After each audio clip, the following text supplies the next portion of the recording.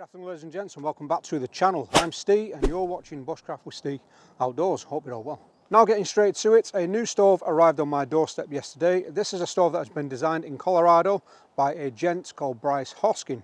After Bryce's travels through rural Nepal, it pushed him to create a stove to support an ongoing humanitarian effort, which now allows villagers to cook meals and boil water, making it safe to drink. Later on, Bryce made the stove available to the civilian market, although much lighter, and after a successful Kickstarter program, the stove is now available to us. Now ladies and gents, a good friend of mine once said there is nothing new under the sun, but in this case I think we may have found something quite close. Let me introduce you to the Ganesha Cookstove from Ganesha Cookstoves. Let's take a look.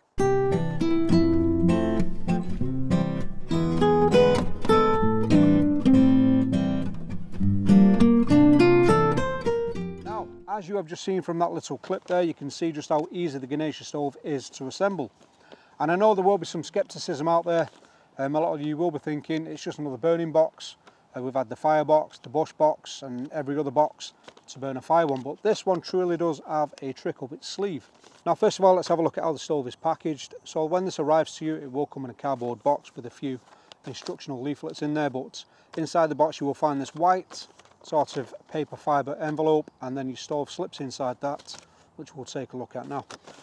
First off, I do like this. I am tempted to try and rip it because it does feel papery, but I do believe there are some fibres in there, so we'll see how long this lasts, because it does give you the feeling of opening a parcel every time you take your stove out.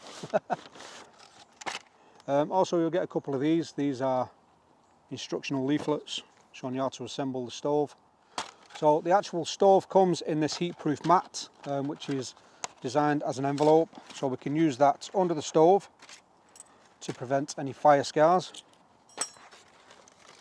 Now onto the stove, ladies and gents, and straight off the bat I will say this is extremely lightweight, coming in at just over 200 grams. Now my first impressions when I held this in my hand, I was a bit concerned because it did feel very flexible and very flimsy, but as you can see on the actual titanium panels here, we do have embossed crisscrosses that have been stamped into there, and I'm guessing that's to improve the structural rigidity of each panel. You can see there the stove name, Ganesha. We also have the emblem, the elephant there, but this again is titanium, although very thin gauge titanium. Now let's have a closer look at the components that make up the stove, and I do apologise, I did mention this comprises of 4 components. That is true, although one is tethered to the stove via a chain and the other one is on a pivot, so not actually separate from the stove. So going inside the stove, first of all we have the attached top mantle. We do have a separate piece which is a separate burning box with the flip down ash inside, and then we have the main body of the Ganesha stove, which opens up like so. We also have the feeding window here. Now ladies and gents, the way in which the stove assembles is where the magic starts to happen. So we have the external box with the feeder hole facing yourselves. We also have the inner box. This also houses our pot stands on the top and the ashtray, which just flips into place. The tab on the ashtray wants to sit through the feeder hole like so, and then the top mantle is actually marked for direction. You want to make sure the chain is on the outside, top is facing up, and this just slips over. This probably would be much easier to do on the floor. I'm just making things difficult for myself here, and as you see there, the chain is stuck. The stove is now assembled. Now I don't know whether you can see exactly what is going on inside that box, but let me tell you. Now then ladies and gents, I won't keep you in suspense any longer. Now this stove, although box shape, is in fact a secondary combustion stove.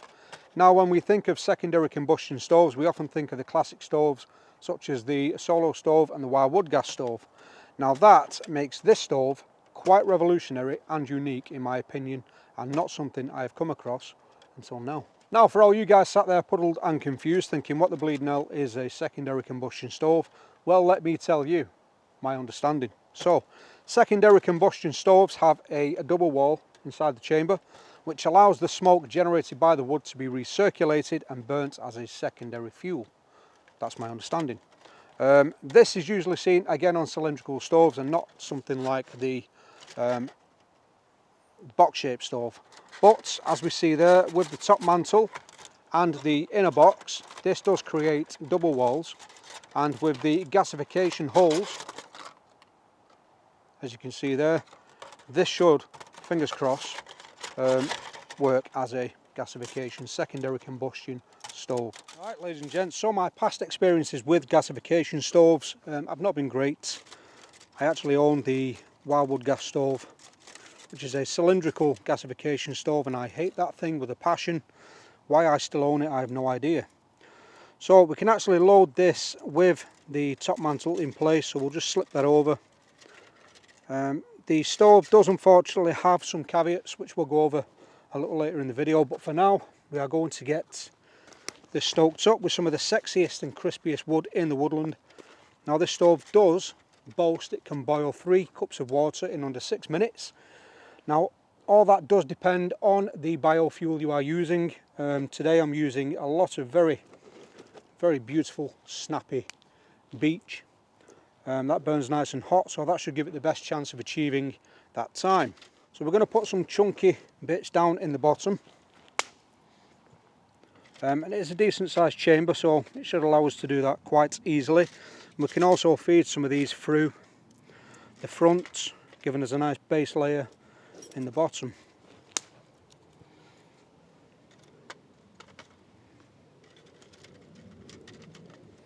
Now the benefits of using a stove of this type, disregarding its ultra lightweight nature, is it should prove to be more efficient, hotter burning and a cleaner burn as well, providing it works.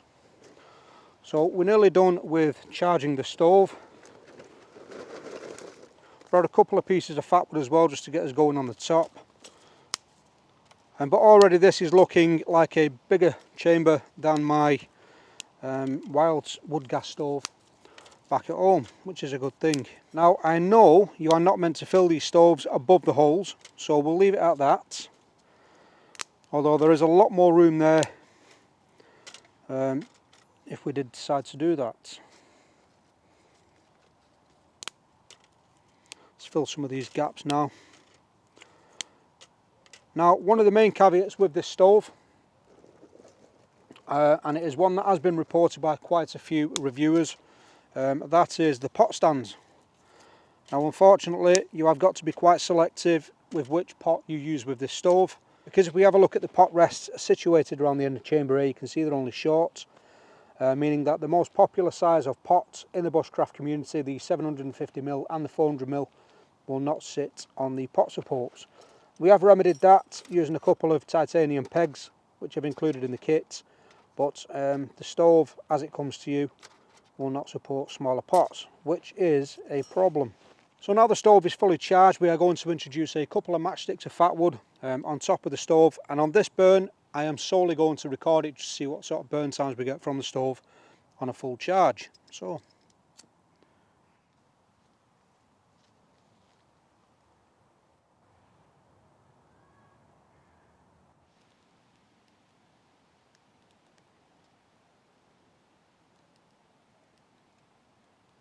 right then, ladies and gents, so the flame is pretty much out there and we have a burn time of 12 minutes, which is very admirable. Now, in my past experience, the next step is where these stoves tend to fall down, and that is when you come to add more fuel to them to reignite them. Now, hopefully this is a success, but again, in my experience with my gasification stoves, they did not like to be adding fuel to them afterwards. So we have no flame there, just coals. We'll just start adding new fuel into that. Nothing too thick. And we'll see if we can get this back up and running.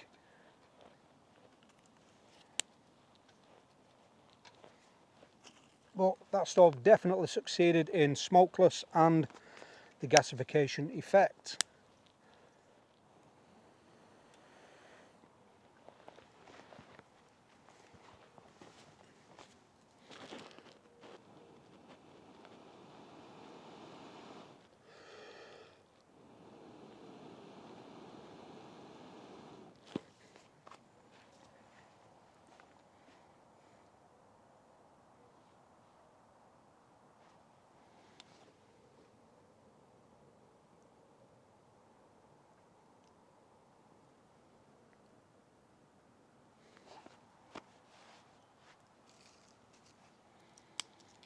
There we go, the flame is back.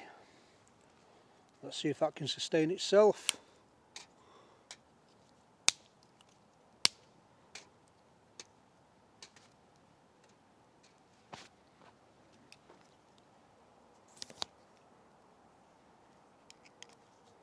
I don't think any more intervention is required there, and I will call that a success. That should now burn happily for at least another 10 minutes with what I've put inside there. That is the time of the first burn, 12 minutes and 14 seconds. But before we continue with the test, I just want to demonstrate some of the pot sizes, the more popular choice of pot sizes in the bushcraft community. And unfortunately this stove does not accept them out of the box. So the 750mm pot, very widely used, a very popular pot. This does not readily sit on the pot stands. That is very, very, very precariously sat on top of there. Could easily tip over and spill all your water, put your flame out. Also, before the burn, this did actually slip in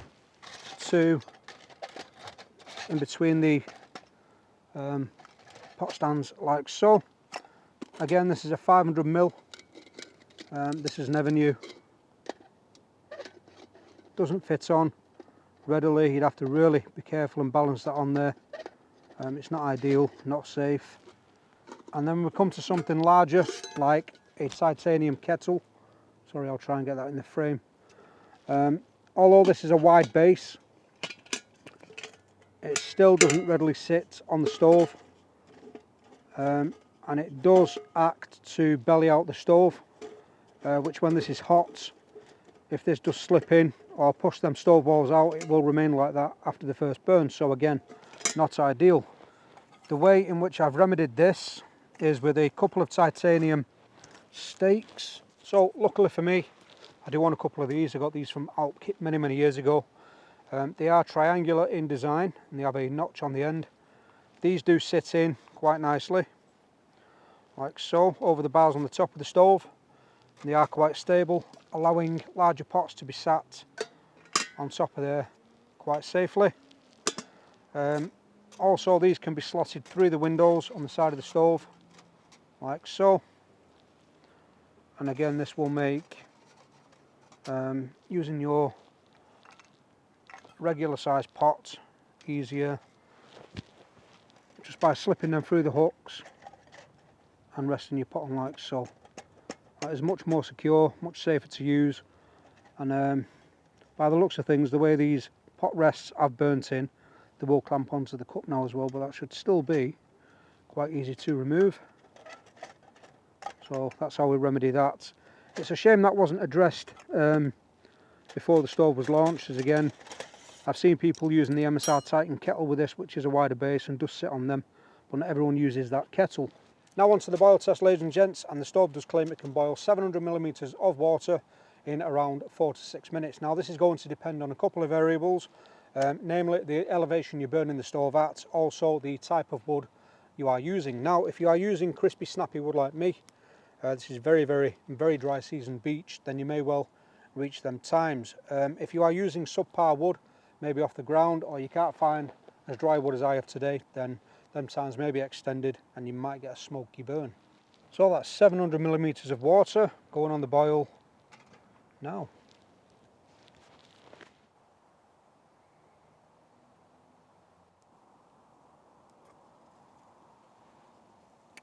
And we have achieved a boil there at 8 minutes and 54 seconds using that method of the kettle on the top of the stove. So not quite the 6 minutes they claimed, but again, it is not intended to be used on top of the stove as I've done here. So on the next test, what we'll do, we'll fill the 750ml pot with 700ml water, and we'll actually use that inside the fire and see if we can get a better boiling time. So we now have 700mm of water in the 750ml pot, and this is where things get a little bit sketchy because I have not brought my gloves like a numbnuts, and I need to situate. Oh, there you go. Done. Here, bloody hell. Roll. Start the clock. So we'll add a couple of seconds on there. Start. Let's see if we can't improve the boil times using this method. This is much closer to the coal bed and the flames, and it's also surrounded by a bit of a skirt from the top of the stove, which should block some of the wind. One feature I do love about this stove, just while we're here, is the ability to feed this from the front. So you're not having to remove your pots off the top to throw fuel in there, although you do also have tiny windows situated around the stove on the top. So we are now at the 4-minute mark, 4 minutes 12 seconds to be exact, and we have steam there, and I'd say more bubbles than the previous attempt. They are now rising.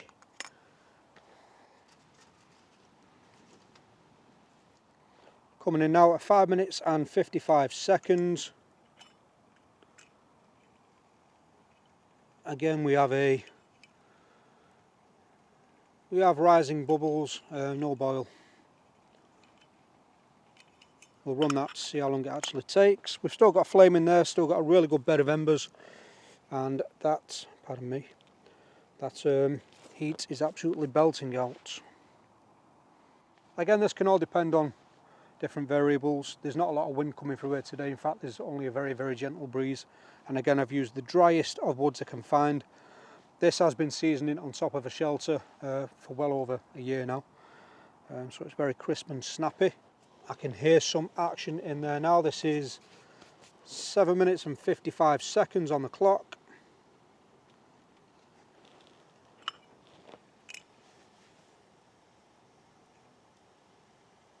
That's very, very close to a boil now. Well, that's over 8 minutes. I can't recall, I'll have to look back to see what time the kettle boiled at, but I think that has now surpassed the kettle. Kettle has a much wider base obviously, but this is closer to the flame inside, closer to that heat source, so I would have expected this to have at least got close to them times.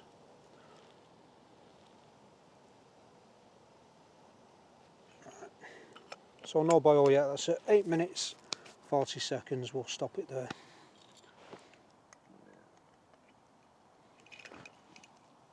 And we finally have a boil there. I've stopped the clock, that's around 10 minutes, 9.5 minutes. So a lot slower than the kettle.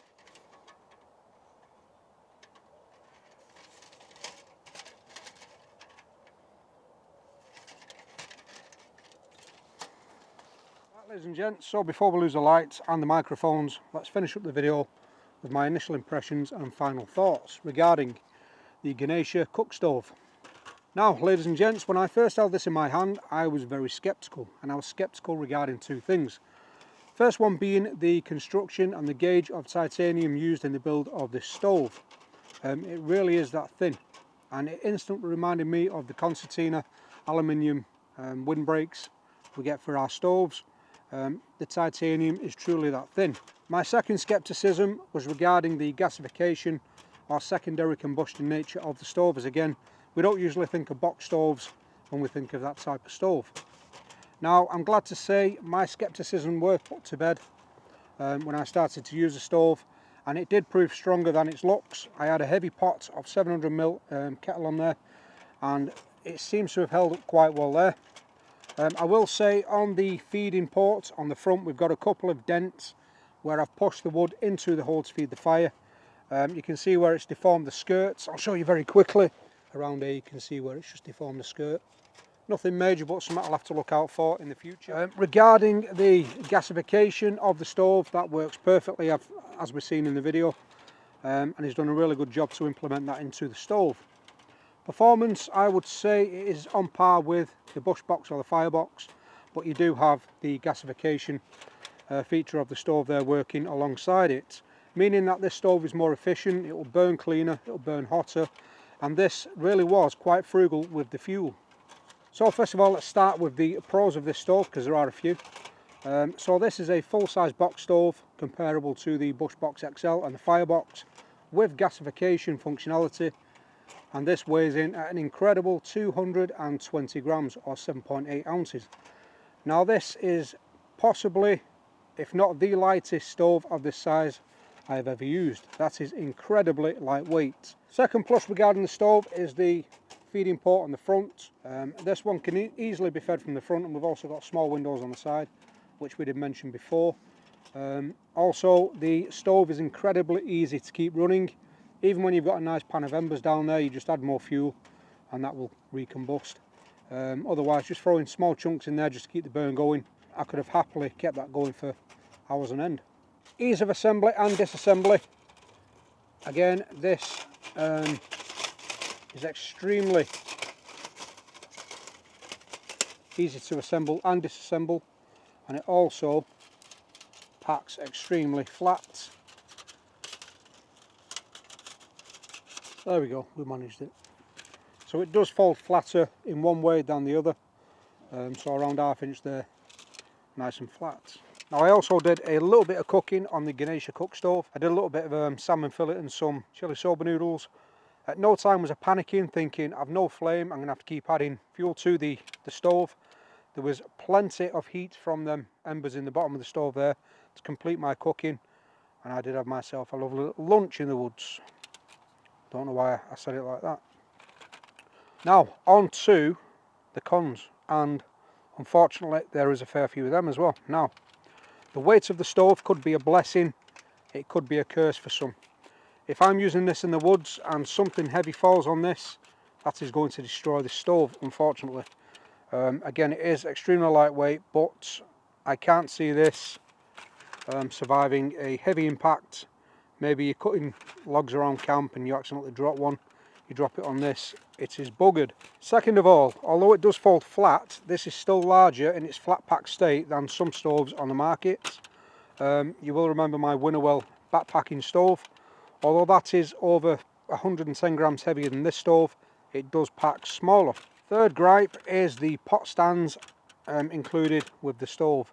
Now, using this stove from the get-go with the supplied pot stands inside, you are going to be restricted to the size of pot you can use with this stove. That again can be easily remedied just by carrying a couple of titanium stakes or any sort of tent peg that allow you to cook from the top and from the bottom. Price of the stove. The stove, as you see here, currently retails for £120 in the UK.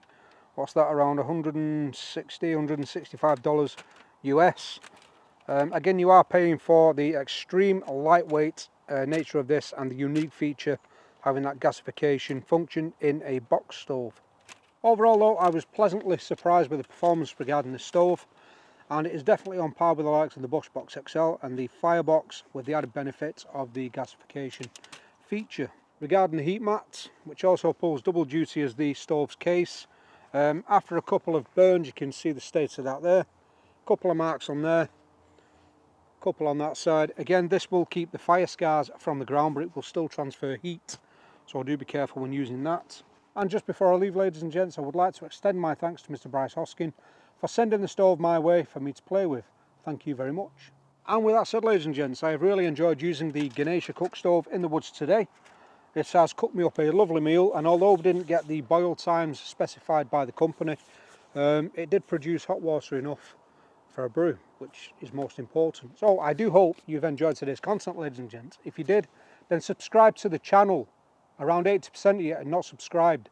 What is up with you? It's free. It helps me out. Do you not like me? Am I not a likeable guy? But until the next one, ladies and gents, you stay safe, and as always, stay crafty. See you again. Bye-bye.